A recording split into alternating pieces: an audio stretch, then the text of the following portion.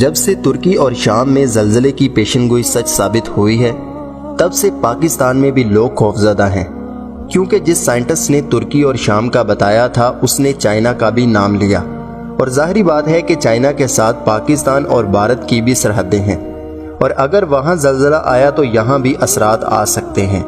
لیکن آ سکتے ہیں کا مطلب ہرگز یہ نہیں کہ 100% آئیں گے۔ دراصل یہ جو پیشن گوئی سچ ثابت ہوئی ہے، یہ وہ تکا ہے جو ہزاروں میں ایک بار لگتا ہے۔ اب میں کچھ دلائل آپ کے سامنے رکھنے والا ہوں جو آپ کو پرسکون کر دیں گے، کیونکہ کچھ لوگ یہ بھی کہہ رہے ہیں کہ یہ آفت قدرتی نہیں تھی بلکہ عالمی سازش تھی، جس کی وجہ سے پاکستان کے عام شہری ڈرے ہوئے ہیں۔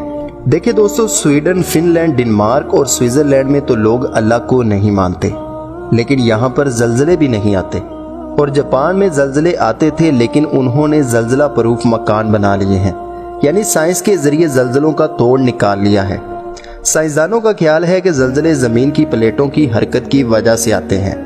دیکھیں، ہم سائنس کے منکر نہیں ہیں، اور ہم یہ بات سمجھتے ہیں کہ سائنس نے انسانوں کو بہت سے فائدے بھی دیے ہیں، لیکن ہم ساتھ ہی اس بات کو بھی آپ کے ذہن میں بٹھانا ضروری سمجھتے ہیں کہ قدرتی آفات جب بھی آتی ہیں اللہ کے حکم سے ہی آتی ہیں۔ اگر آپ نے قرآن مجید کا مطالعہ کیا ہے تو آپ ہمیں یہ بات بتلائیں کہ طوفان نوح اور قوم عاد پر آنے والی آندھی اور قوم مریم اور قوم سمود کو تباہ کرنے والی چنگاڑ کا بنیادی سبب سائنس تھی یا اللہ کا قہر تھا؟ قرآن مجید میں ارشاد ہوا ہے کہ خشکیوں اور تریوں میں جو فسادات ظاہر ہوتے ہیں وہ انسان کے اپنے اعمال کی وجہ سے ہوتے ہیں۔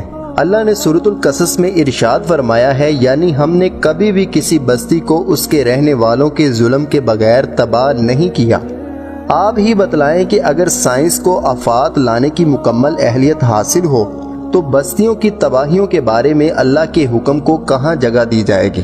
جہاں تک تعلق ہے مغربی اقوام پر عذاب کے آنے کا، تو یاد رکھیے قرآن کے مطابق اللہ کافروں کو دنیا ہی میں نعمتوں سے نواز دیں گے۔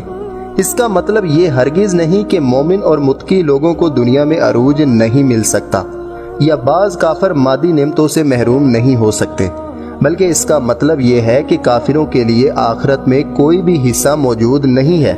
قرآن مجید میں مصیبتوں اور آفات کے بارے میں بھی اس اصول کو واضح کر دیا گیا ہے کہ جو بھی مصیبتیں آئیں گی تمہاری بدعمالیوں کی وجہ سے ہی آئیں گی۔ انسان کو اللہ نے دنیا میں بے لگام پیدا نہیں کیا، چاہے وہ مسلمان ہو یا کافر، بلکہ قیامت کے دن کے آنے سے پہلے اللہ انسانوں کی بدعمالیوں کے سبب مختلف طریقے سے اپنے عذابوں کو ان پر اتارتا رہے گا۔ اگر ہم عذابوں کی سائنسی تشریح میں پڑے رہے تو پھر یاد رکھیے اللہ کی طرف رجوع کرنے کی بجائے شیطان ہمیں مختلف خیالوں میں مبتلا کر کے اللہ کے عذاب سے بے نیاز کرتا رہے گا۔ اسلام سائنس اور مادی طریقوں کے خلاف نہیں ہے، لیکن کائنات میں اللہ کے حکم کو جو کلیدی حیثیت حاصل ہے اس کو سائنس کی آڑ لے کر ٹھکرانا بہت بڑی نادانی ہوگی۔ زلزلوں، بارشوں اور طوفانوں سے بچنے کے لیے مادی تدابیر کرنے میں کوئی حرج نہیں ہے، لیکن ان زلزلوں اور طوفانوں کے روحانی اسباب کو نظر انداز کر کے مادی طریقہ کار سے آفات آسمانی اور زمینی کو ٹالا نہیں جا سکتا۔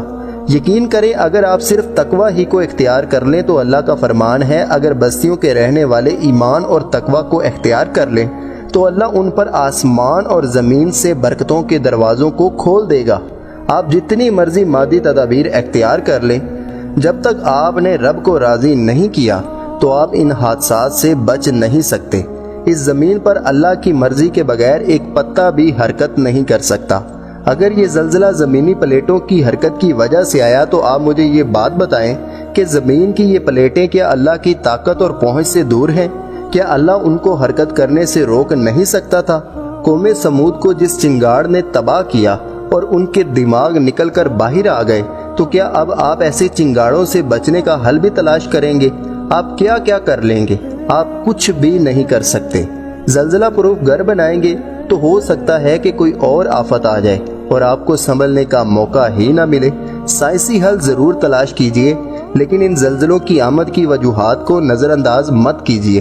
اللہ بہت مہربان ہے، یہ زمین اللہ کی ہے اور اس پر اللہ ہی کا حکم چلے گا، لیکن زمین پر جب اللہ کے رب ہونے کا انکار شروع ہو جائے، زنا، سود، شراب، بے پردگی، عریانیت اور حرام کاریاں عام ہو جائیں، تو پھر کبھی زلزلے آتے ہیں تو کبھی طوفان، کبھی خوفناک چنگاڑ تو کبھی سیلاب۔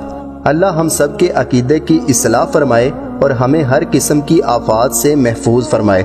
ویڈیو بنانے کا مقصد صرف اتنا تھا کہ اگر اللہ نے چاہا تو یہ ہو کر رہے گا، اور اگر اللہ نے نہیں چاہا تو کچھ بھی نہیں ہوگا، چاہے ایک سائنٹسٹ کیا کروڑوں سائنٹسٹ بھی کہہ دیں۔ اس لیے پریشان ہونے کی کوئی ضرورت نہیں۔